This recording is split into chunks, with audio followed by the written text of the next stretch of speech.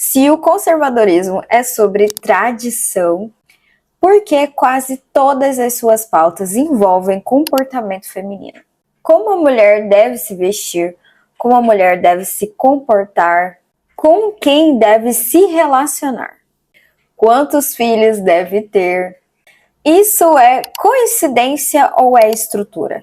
No vídeo de hoje eu vou te mostrar o porquê, historicamente, o conservadorismo sempre esteve ligado ao controle feminino.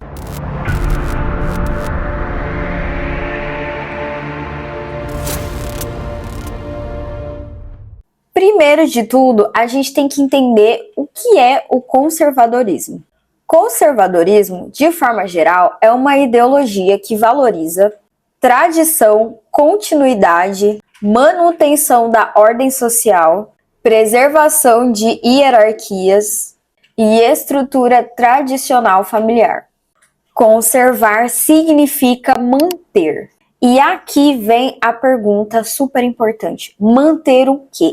Porque toda a estrutura social tem papéis muito bem definidos. E historicamente, o papel feminino da mulher sempre foi o centro dessa organização familiar. Não é periférico, é central.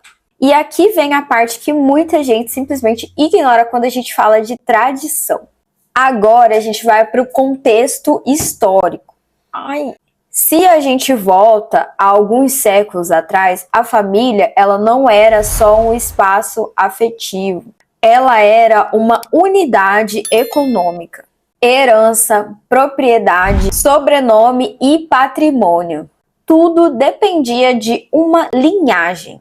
E para garantir essa linhagem, tinha que ter um controle sobre a sexualidade feminina. Uma lógica estrutural na época. Então, a moralidade feminina passou a ser muito associada com a honra da família. E temos isso até hoje, né, para algumas pessoas.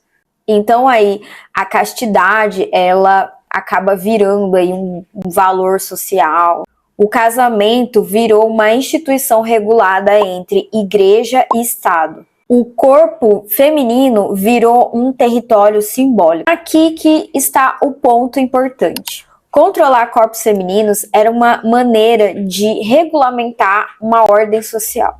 Porque se você controla quem gera esses herdeiros, você acaba controlando a continuidade dessa estrutura. E se você está assistindo meu vídeo e está pensando, nossa, mas isso é no passado, não tem nada a ver com os dias de hoje, espera aí. É aqui que a discussão começa a ficar um pouco mais interessante. Agora a gente volta para o mundo, né, de hoje, a atualidade. A sociedade, ela mudou. Hoje as mulheres trabalham, estudam, têm autonomia financeira, mas a gente acaba observando que certas narrativas elas continuam aparecendo. A valorização da boa esposa, da submissão, o discurso da feminilidade tradicional e o pânico moral sobre liberdade feminina. Ai, Ana, mas isso que você está falando não tem nada a ver. Gente, é só observar. Todas as vezes que a gente tem um aumento sobre os discursos da autonomia feminina e o quanto as mulheres começam a ser autônomas das suas próprias vidas, o discurso de moralismo, ele também começa a ganhar força. E isso não é por acaso.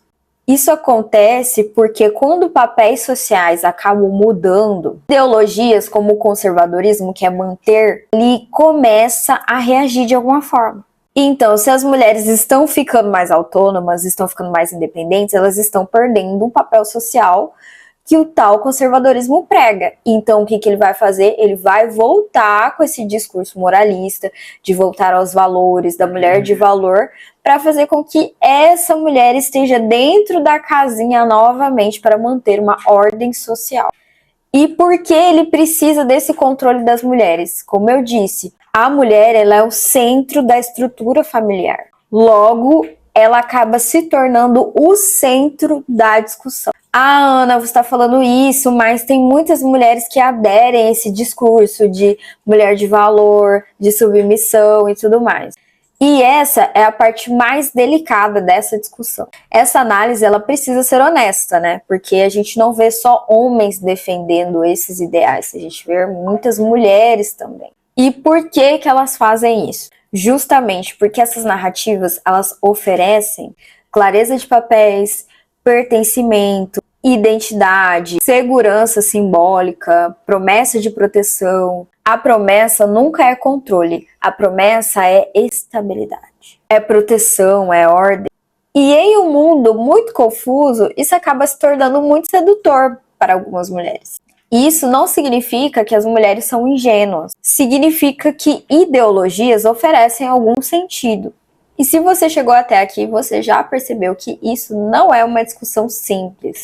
Então, quando a gente observa que o conservadorismo fala tanto de comportamento feminino, talvez a questão não seja apenas sobre moral, é estrutural. Porque quem define o papel da mulher também define a estrutura familiar.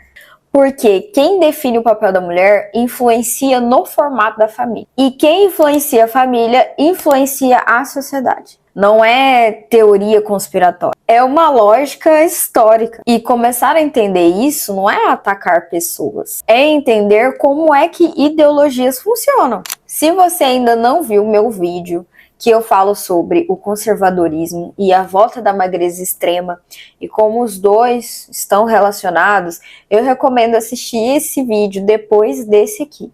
Eu vou deixar aqui na descrição ou no card para você clicar e ir lá assistir. Porque esse vídeo aqui eu quis aprofundar um pouco mais e eu quis trazer um contexto histórico dessa ideologia. E o próximo vídeo dessa série vai conectar como é que isso tudo que eu falei para vocês aparece hoje na internet. Se você quer entender um pouco mais sobre o que está acontecendo com as mulheres na sociedade contemporânea, já se inscreve no canal. Porque essa conversa vai continuar.